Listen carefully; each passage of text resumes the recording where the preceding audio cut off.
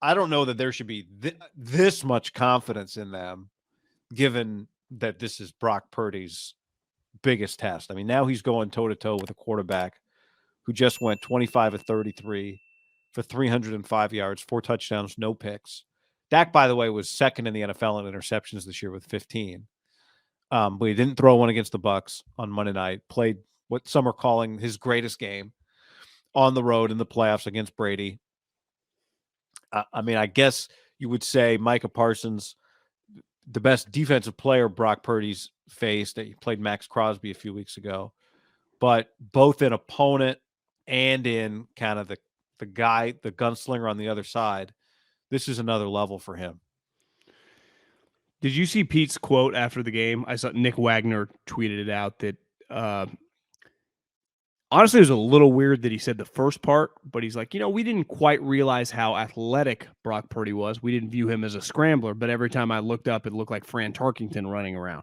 Now, I can't pretend to have watched Fran Tarkington, though I know reference. It's like the 27 Yankees. He was athletic. They could hit home runs. It's like I was watching Everybody Loves Raymond yesterday. He referenced Fran Tarkington. Yeah, I think Fran could move.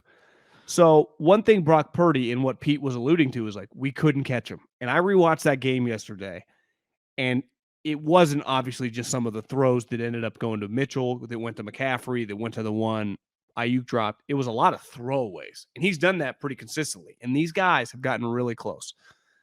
I would say that the Cowboys would be more inclined to catch him. But the one thing I do feel good about is Brock does have a pretty good understanding about his own quickness. So like and maybe this is just from all these years starting, evaluating tape, like he knows who's faster and who's not faster.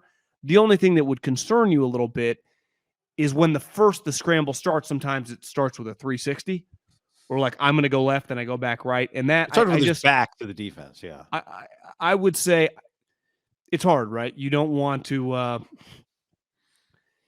you can't really put just part of what makes him really successful right now is this instinctive playmaking.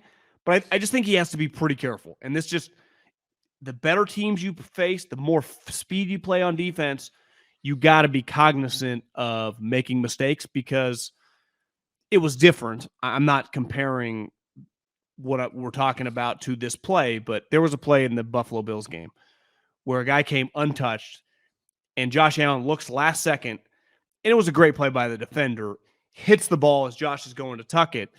But I think Brock hasn't been in one of those positions yet where he kind of does a 360 into a guy.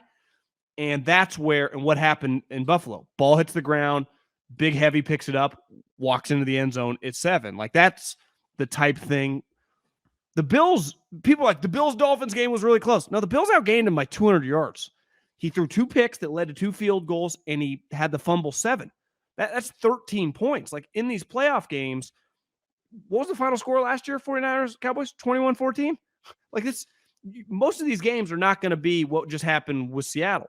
So a fumble 6, I think you got to be very, very careful. 23-17. 23-17. Ball security, which he's good at. But I think part of it is throwing the ball away, which I think is a fantastic skill of his. To me, it's more about in the pocket. Look, I think he has been good at ball security. Well, he's been fantastic at it. Is he good at ball security? Time will tell. Right? Well, he's a way better thrower awayer of the football than Jimmy, who doesn't do it right. That is a skill. Yeah. Jimmy doesn't do it. Didn't do it. Partly Brock extends plays longer than Garoppolo does, right? And so maybe there's more opportunities to throw it away in those spots. But wouldn't you say his instincts on the sideline, like some guys end up running out of bounds or, for the most part, when he gets there and there's nothing, he has just thrown it. He's done the little looper, thrown it away. Yeah. Or, a couple, he had back-to-back plays last week where he ran around a little bit before he threw a rocket out of bounds, but he did. He had the high step against Cody Barton at the sideline that I thought was going to, I have flashbacks to Garoppolo tearing his ACL on the sideline when I see quarterbacks trying to make a play on the sideline. But Brock was able to get past him and get a first down and get out of bounds, actually. So he knew his own speed on that one, too. Remember when Jimmy cut it back in? Like, what are you doing, bro? Yes. So, it's all, some of this stuff is so basic and fundamental, but it really is like he doesn't have to do anything. I think I'd say that's one thing about Purdy is there are times where he's made plays. I'd say him running around and throwing to Ayuk in the end zone the other day that surprised me maybe because they didn't quite realize he had that in him. He hasn't. I don't think he's tried to do anything like outside of his ability, or not too many times has he tried to do anything. Nothing comes immediately to mind where he tries to do something outside of his ability. It felt like sometimes Garoppolo would do things outside of his abilities. And I don't think that's been the case with Brock. But I also rewatching the Bucks Cowboy game this morning. There's like like any of these games, balls are going to get batted. Something's going to be flying through the air. They've got guys that can make a play on the ball in the secondary. They definitely have Micah who can get after him in the pocket. They put a bunch of pressure on Tom last night. 19 pressures, only 6 blitzes. Tom did throw the ball 70 times almost. So that's part of it. Tampa think had that record will stand. 45-year-old in a playoff game, 66 attempts. Yeah, I think that one's probably safe. Unless he comes back next year for Andy Reid. But yeah, look, Brock is going to be control coach as a backup quarterback. Actually, hasn't Andy had both? A coach turned into a backup quarterback? Yeah, Matt Nagy one time. Florio caught him on it, and they got him in trouble. No, but didn't he pull Chad Henne out of? Remember Foles was going to retire? Foles was going to retire. I thought Henne was out. Was going to be a coach. Maybe I'm wrong. Matt Nagy was on the staff, and a guy got injured, and he practiced in pads as a quality control coach. That's not allowed. No. I love that he put on pads. Got pulled off the field though. Brock is gonna be put in compromising situations. That's just it's 100% gonna happen. It happens to every quarterback. And if it's Micah Parsons that puts him in that situation, that's a really dangerous thing. And he's gonna have to navigate it. That's part of playing in the playoff. You're just playing against really good players, just like Dak has to do it with Bosa. Well, if it's not raining, that some of those early passes, I do wonder, and he mentioned the first pass of the game, the ball slipped out of his hand. If he wasn't comfortable gripping the ball, that as the game went on, he got a much better grip and he was much more accurate. That in a weather game, he's just much more accurate from the jump. That to me is a better. I'm actually very confident in him in terms of him being calm in a game, him completing passes. It's more about the pressures. No one's really hit him really hard. He's not very big. So he hasn't really got walloped yet or thrown to the ground. Honestly, it feels like he's got a couple times he's been sacked. It's just been kind of light sacks in terms of the collision. Yeah. He got hit on that run around, throw it to Ayuk ball. It's tough. He got hit on the first play. Was it the Miami game? We got crushed? Yes. First play off the bench. I think one thing that's good, I would imagine that number 11 heads over to, and I know Twitter loves, McGlinchey's been incredible for 2 months. Yeah, he's fine. He's solid. I would say advantage Micah Parsons, McGlinchey in one-on-one situations. At least that's in his eye view. Front side.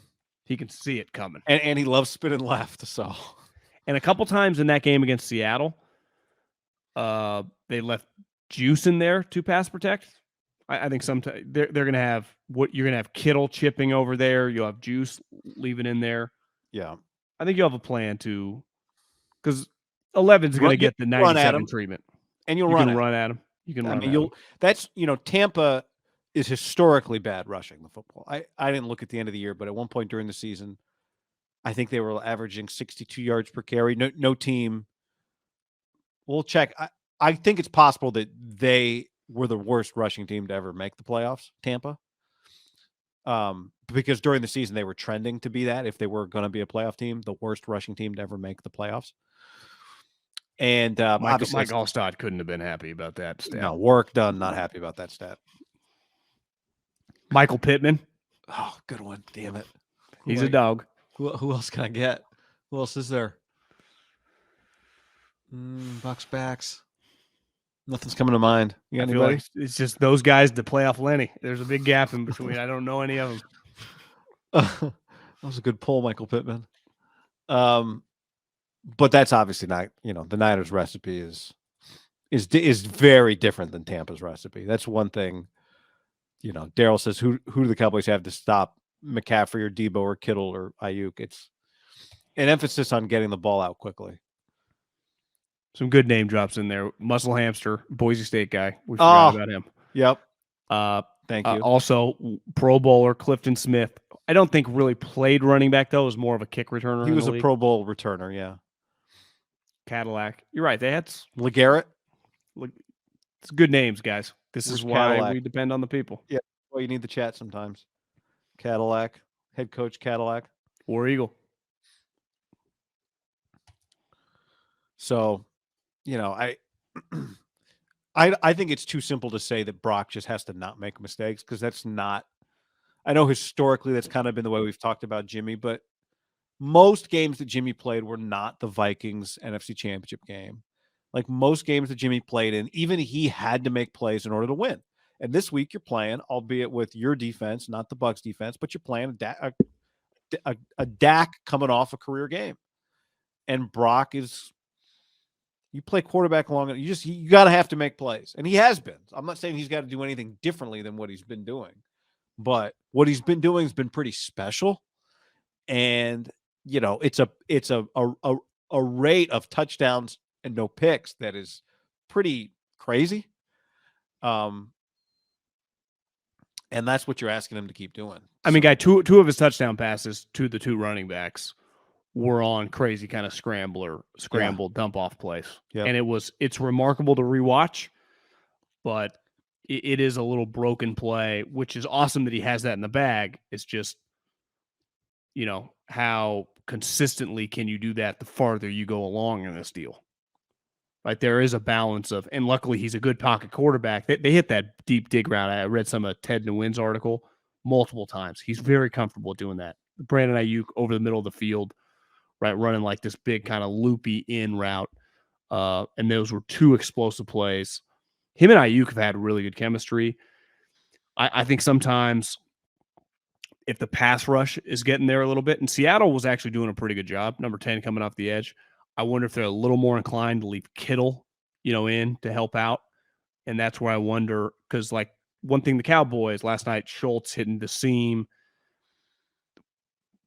When you have a really good pass rush, Kyle's just not going to let you just get free reign on the, because it's like, well, you ain't going to waste him over on 71. So you're just going to go to the other side and see what you can kind of cook up. And it's the Niners' advantage is they got multiple guys that you can have 44 and 85 that can just really help out on the edges. Right. And, I think sometimes when you have to focus on that, which is a good thing because you can protect your quarterback, you do limit. Like 85 down the field is an explosive pass catcher. So, you have, depending on, your personnel, the way you set it up, it's like you got wheel route to McCaffrey, you got Ayuk running something deep, you got fucking Debo just running 5 yards down the line of scrimmage across the field. Like, I mean, they got some bread and butter kind of things that they do. And right? then just emergency McCaffrey. Yeah.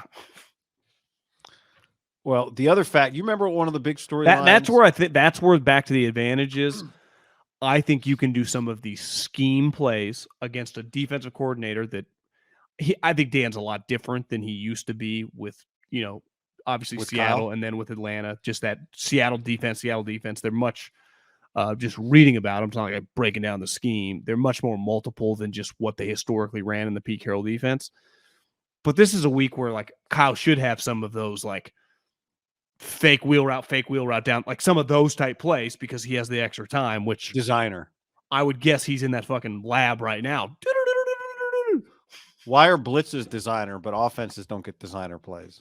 It's always like Wink Martindale dialing up some designer blitzes. You're right. That guy looks like he batted cleanup for the Yankees in like 78 with Mattingly. He looks to me like he bats cleanup for a softball team. He might. I mean, he's incredible. The look is incredible, but you think he gets cold when he just rocks the vest and the long sleeve? It's not that warm. Must not. I mean, he is hot.